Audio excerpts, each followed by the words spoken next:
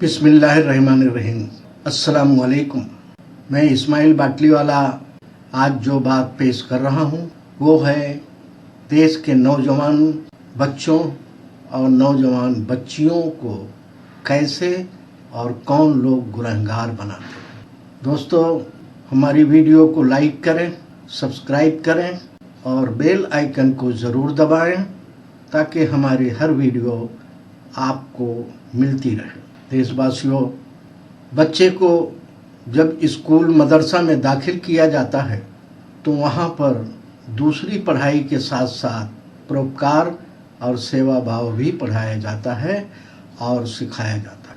उससे बच्चे में परोपकार और सेवा करने की उमंग जगाई जाती है और धीरे धीरे उमंग बढ़ती जाती है। स्कूल और मदरसा के बाहर की दुनिया में भी बच्चे को परोपकार और सेवा करने वाली कहानियाँ सुनाई जाती हैं और उस कहानी में जो परोपकारी किरदार होता है वो व्यक्ति एक हीरो की शक्ल में नज़र आता है और बच्चा भी वैसा ही हीरो बनना चाहता है और उसके लिए कोशिश करता रहता है। बच्चे के बड़े होने के साथ साथ उसके अंदर सेवा भाव की उमंग भी बढ़ती जाती है।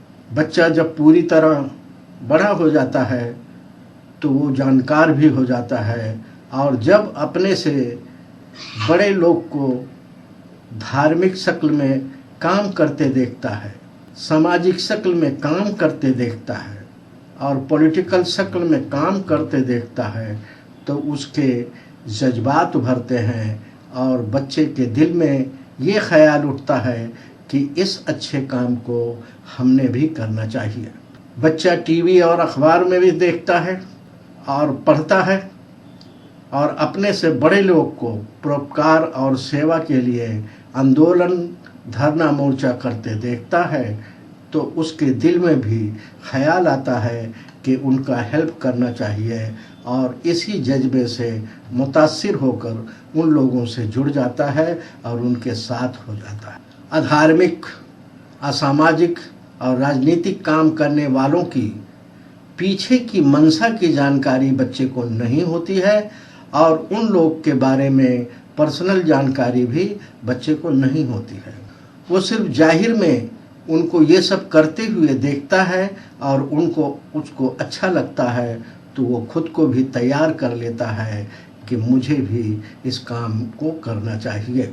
अधार्मिक, राजनीतिक और असामाजिक लोग को भी भीड़ चाहिए होती है, इसलिए वो लोग बच्चों को शामिल होने पर उनकी तारीफ़ करते हैं और उनकी पीठ थपथपाते हैं और बच्चा खुश हो जाता है। फिर बच्चा उनके साथ लग जाता है, यहाँ तक कि बच्चा उनका दीवाना हो जाता है और समझता है कि बहुत नेक काम है और धीरे धीरे आगे बढ़ता जाता है। इस काम में वो इतना मशगूल हो जाता है कि उसकी अपनी खुद की तालीम और उसके परिवार की जिम्मेदारियों को भूल जाता है, इसलिए उसकी तालीम भी मुतासिर हो जाती है और परिवार की ज़रूरत भी मुतासिर हो जाती है। अधार्मिक और असामाजिक लोग बच्चे के दिल और दिमाग को मोहित कर लेते हैं, इसलिए बच्चे को सिर्फ वही काम नज़र आते हैं और उसी के इर्द गिर्द ही सोचता रहता है और खुश होता रहता है। कुछ सालों तक ये सिलसिला जारी रहता है और उसी दौरान वो इतना आगे जा चुका होता है कि उनकी तालीम अधूरी रह जाती है और बहुत सी जिम्मेदारियों से दूर हो जाता है। फिर उसके परिवार को लगता है कि मेरा बच्चा नाकारा हो गया है और यहाँ से बेचारा बच्चे के प्रॉब्लम का सिलसिला शुरू होता है।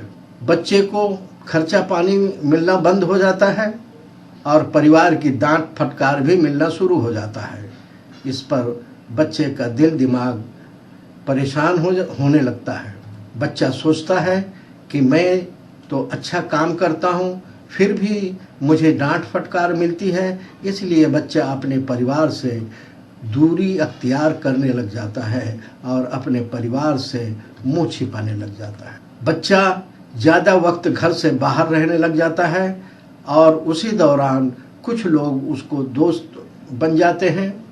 फिर दोस्त लोग जैसे होते हैं ये भी उसी सांचे में ढल जाता है। उसके बाद उसको बहुत से लोग ऐसे मिलते हैं जो उस बच्चे का वाहवाही करते हैं और उसके जज्बात को उभारते हैं और उसके काम को बढ़ावा देते हैं। फिर उस बच्चे को ऐसा लगता है कि मेरे परिवार के लोग नासमझ हैं जो अच्छे काम करने को रोकते हैं और डांट फटकार करते हैं, मगर ये लोग अच्छे हैं, समझदार हैं, जो मेरे काम की तारीफ करते हैं और मुझे बढ़ावा देते हैं।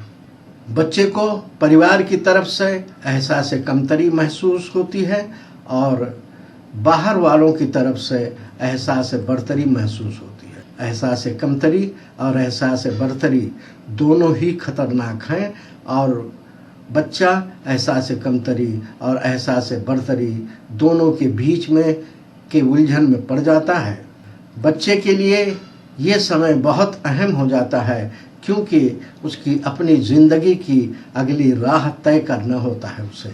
इस पीरियड में जो लोग बच्चे को के ज़्यादा करीब होते हैं, बच्चा उनके करीब होता जाता है और उनके इशारे पर अमल करने लग जाता है। और राजनीतिक लोग किसी धर्म के खिलाफ, किसी समाज के खिलाफ, किसी राजनीतिक पार्टी के खिलाफ, किसी तंजीम और संस्था के खिलाफ बच्चे को खड़ा करके उसको असामाजिक, राजनीतिक, अधार्मिक और कानूनी गुनहगार बना देते हैं। और जब बच्चा सामाजिक, राजनीतिक, धार्मिक और कानूनी गुनहगार बन जाता है फिर बच्चे का इस्तेमाल करने लग जाते हैं। उसके बाद बच्चा खुद ब खुद माली दुश्वारियों से उलझकर असामाजिक, राजनीतिक, अधार्मिक और कानूनी गुनहगारों की लाइन में खड़ा हो जाता है। राजनीतिक गुनाह, सामाजिक गुनाह, धार्मिक गुनाह, माली गुनाह और कानूनी गुनाह, ये पांचों गुनाह बच्चे के अच्छी ज़िंदगी और तरक्की के रास्ते में रुकावट हो जाते हैं। यहाँ तक पहुँचते पहुँचते बहुत समय गुजर चुका होता है और बच्चे के लिए वापस होना मुश्किल हो जाता है। फिर उसको दो तरह के समाज उसके सामने होते हैं। नंबर एक मायूसी की तरफ ले जाता है, दूसरा गुनहगारों की तरफ ले जाता है।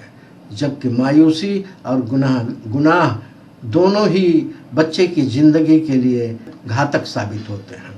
असामाजिक लोग दौलतमंद बनने के लिए बच्चे से नशीली पदार्थ बेचवाते हैं और बच्चे को कानूनी गुनहगार बनाते हैं।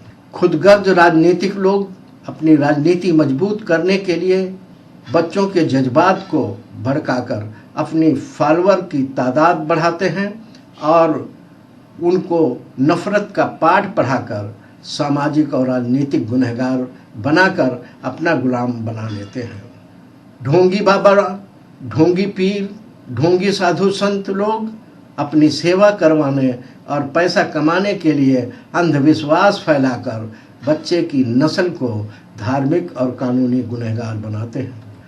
ये तीनों तरह के लोग नन्हे मुन्नों को राजनीतिक गुनहगार, सामाजिक गुनहगार, धार्मिक गुनहगार, माली गुनहगार और कानूनी गुनहगार बनाकर अपना वर्कर, अपना सेवक, अपना ग्राहक बनाते रहते हैं। बच्चों, धार्मिक work, political work, social work ज़रूरी होता है, मगर अपने परिवार की जिम्मेदारी निभाना और अपनी अच्छी तालीम हासिल करना भी बहुत ज़रूरी होता है। बच्चों, अगर अपनी तालीम और अपने परिवार से दूर रहोगे तो कोई तुमको इस्तेमाल करेगा और जब इस्तेमाल करने के बाद जब आप काम लायक नहीं रहोगे तो आपको फेंक देगा। उसके बाद आपके पास दो रास्ते बचेंगे।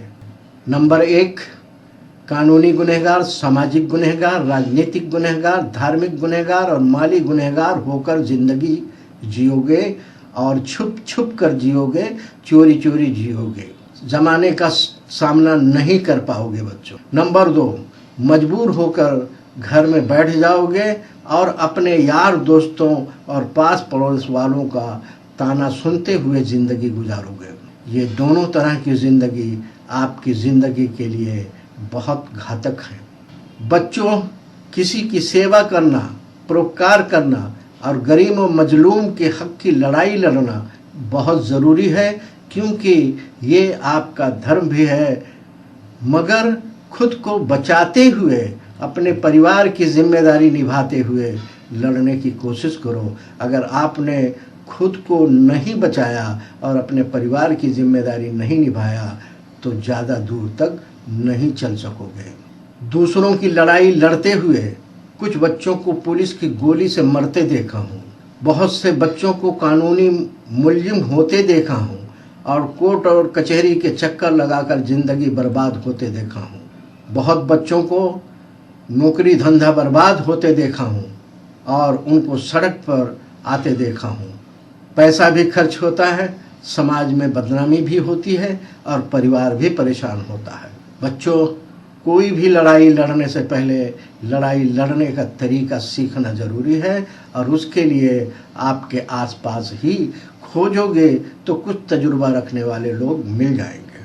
बच्चों, तुम्हारे माँ बाप से बेहतर दोस्त दुनिया में कोई नहीं है, इसलिए उनके करीब रहो और उनकी बात को सुनो और खुले मन से और खुलकर अपनी बात को उनके सामने रखो।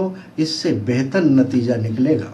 बच्चों, बेहतर तालीम हासिल करो और बेहतर रोज़गार हासिल करो और उसमें से थोड़ा वक्त और थोड़ा पैसा धार्मिक वर्ग, सामाजिक वर्ग और राजनीतिक वर्ग में भी लगाओ। यही आपके लिए और आपके परिवार के लिए ज़्यादा बेहतर होगा।